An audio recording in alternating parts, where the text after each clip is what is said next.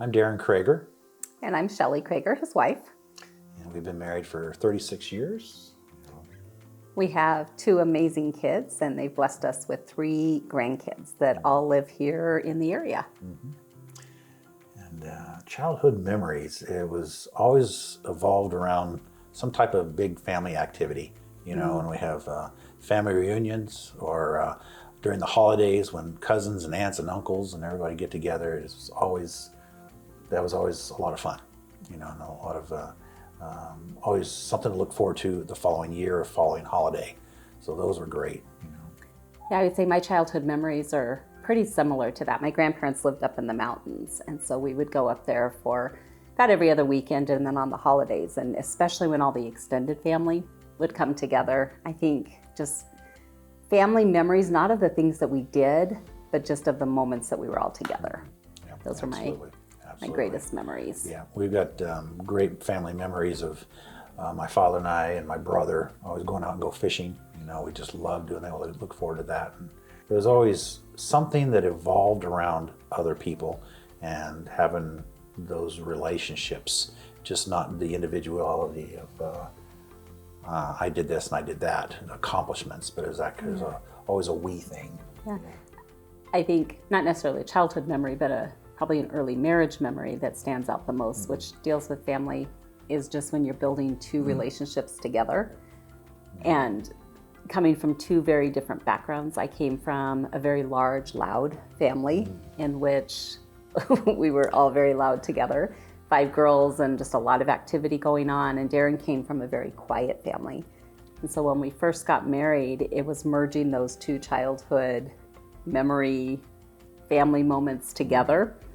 I totally overwhelmed him with my family, and his family seemed quite boring to me. We were very quiet, and it was just my brother and myself, and our lives were very quiet compared to 5 girls, and then all of a sudden them married and having kids, and every holiday season was just loud and so much going on that I was kind of in always shock and awe our first years.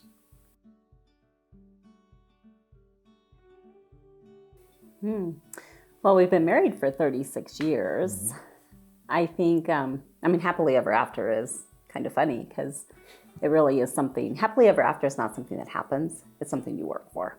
Yeah. And I think through our 36 years of marriage, if we were to bring you into our marriage, I would say it's evolved from a layer of all the good, bad, and the ugly that happened together. And it's the choice to be together. It's the choice to work through the hard. It's the choice to bask in the good and enjoy the good when they're happening. And so going back to when we first kind of started a relationship, we've known each other for years through junior high and high school. She's a few years younger than I am. As life went on, funny story is that she was actually my fiance's roommate. But life happens, and we ended up being together and getting married, and it was just awesome. But the biggest thing is our relationship started as a friendship, and that was very strong. And then it grew into the more married couple and romantic part of our lives. So I think that has been a huge foundation in our relationship. Huge. Is we had that foundation of friendship and trust with each other before it really became more of a physical romantic relationship. Yep. 36 years later, this is my best friend. Yep, it's my best friend. I wake up every morning laying next to her and I go, I love her more today than I did yesterday. How can that be? But it's absolutely true. It's just the love just keeps growing, just like our relationship with our first priority in life is God. And we just love God more every day. And the more we experience God, it kind of correlates to more we get to experience each other and then our kids and stuff like that. So it just gets grander and grander every day.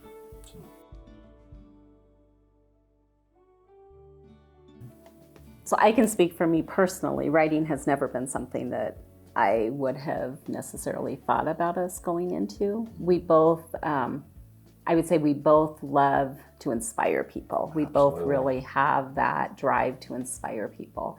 And so I think that drive to inspire people has come out through books and has come out in that way. I would say you are the driving force in the actual writing part of it, though. I just found out I love writing, and just listening to people when they've read my books and have been inspired. But with Shelly and I writing together, I just wanted to keep writing, and how we communicate all the time with our professions.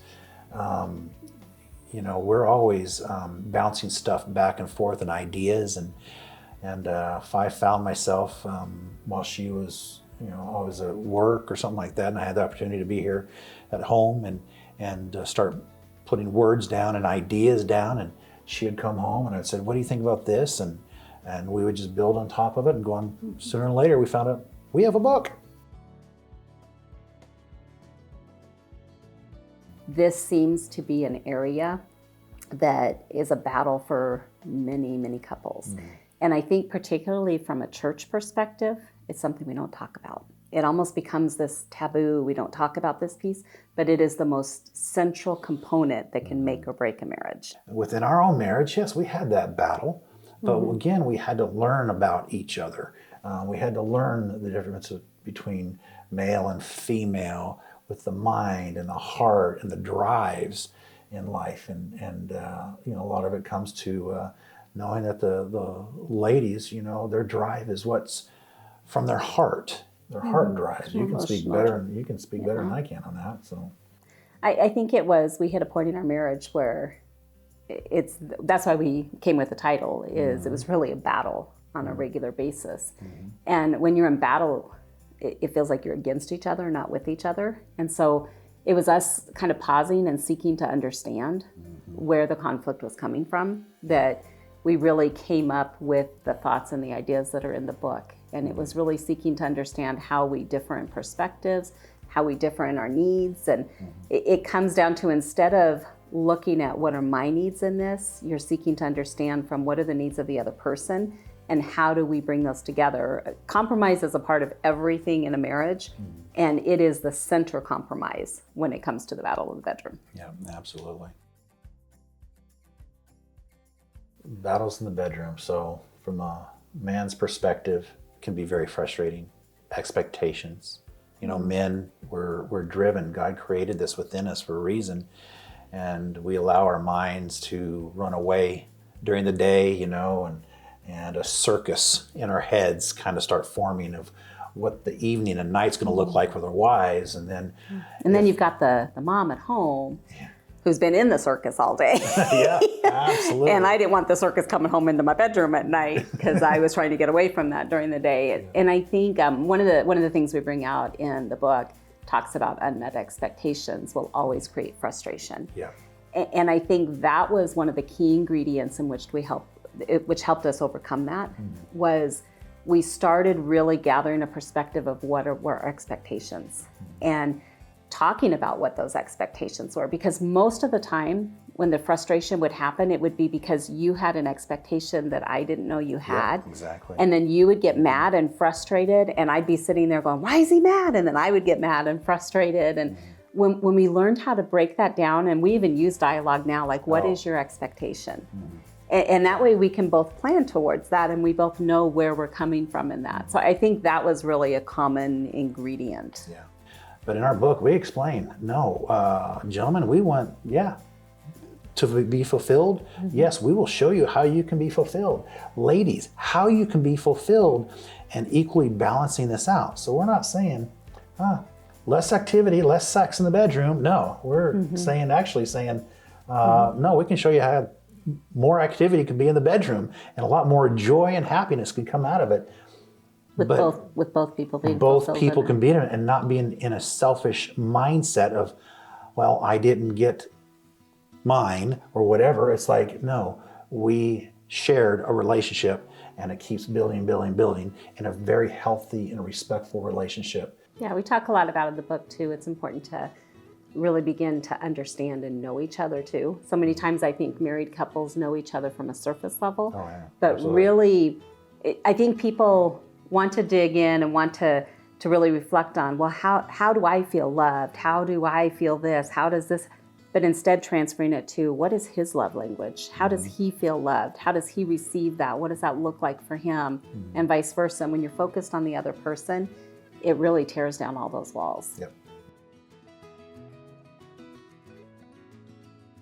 Honestly, I don't believe the honeymoon should ever be over, because the honeymoon is the excitement and the passion of that first love, the first moment. And 36 years later, I still feel that with you. Absolutely. But I think when we say the honeymoon is over, it's because a new phase of your life has started. And typically that is when kids enter the picture.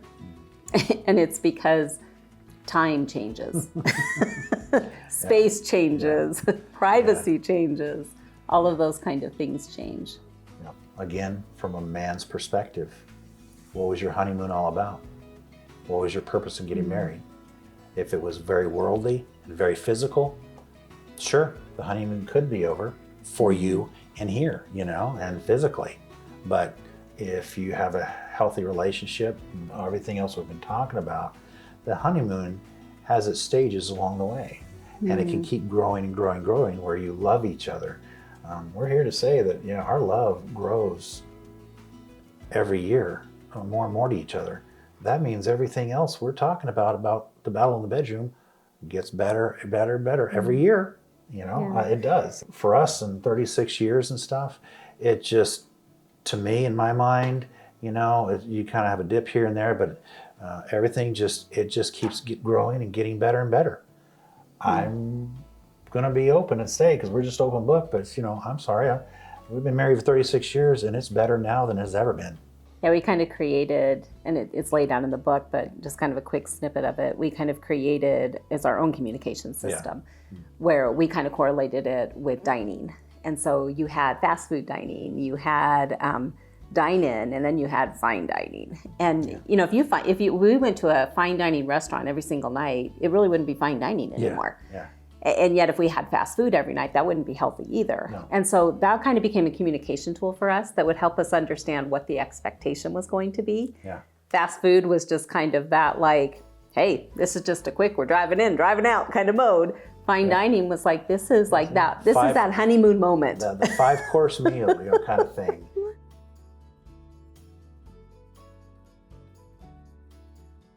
That excerpt came from, that was us for quite a while. It felt like, and it came down to that piece of, it was an all or none mindset. And so that piece of, he always wanted it, she never did, that really wasn't the case. No, that's what it not. felt like all the time. That's what I was thinking. But that really wasn't the case. It was, we did not know how to align our expectations. And so it became the battle of, I need my way and you need your way, and there's nothing in between. One of the things that I think we connected in our book a little bit too was they derive from different mindsets. For men, it starts in the mind more. For women, it starts more from an emotion piece. Yes. And so it's really figuring out, how do you pull those two together? And it was figuring out, like, understanding what it would take for me and what it would take for you, not just to hit, but what it would take to lead up to that point too. Yeah. You have to find the tools to talk about it, and you have to be able to tear down that barrier in which any wall can come up between you two in that area. I could just tell you that probably the majority, if not 100% of all men, there's one thing on their mind. And they think that that honeymoon stage and that moment is going to be the whole purpose and the whole climax component of that marriage till death do you part. And so that's an illusion. That's an unrealistic expectation. Buddy, you're only 50% of the whole. She's the other 50% to make a whole. And we need to understand women in a deeper, richer, clearer perspective or view. And ladies, you need to know that yes, this is on the man's mind 24/7, and it's not because he's sick. It's not because he's a pervert. It's just God created us to have this sex drive. It's so important for women to know that right away. Because I think otherwise it does become something that it separates us, because I can't even understand where your thinking's coming from. And I think for me to hit that point when I understood that that's a normal driving force for a man, and it may not be as normal driving force for me, and that's not bad. That's not wrong. It's how do we work that together so that we can become the best that we can together be in that, and not have it be something that it's either all your way or all my way. There's so many people that just had aha moments. Yeah. I mean, literally revolutionary things that had just rocked their world, where finally something just clicked. The light switch just went on in their head. It's like, that's why she, or that's why he. Or that's why I. Yeah, that's why I, exactly.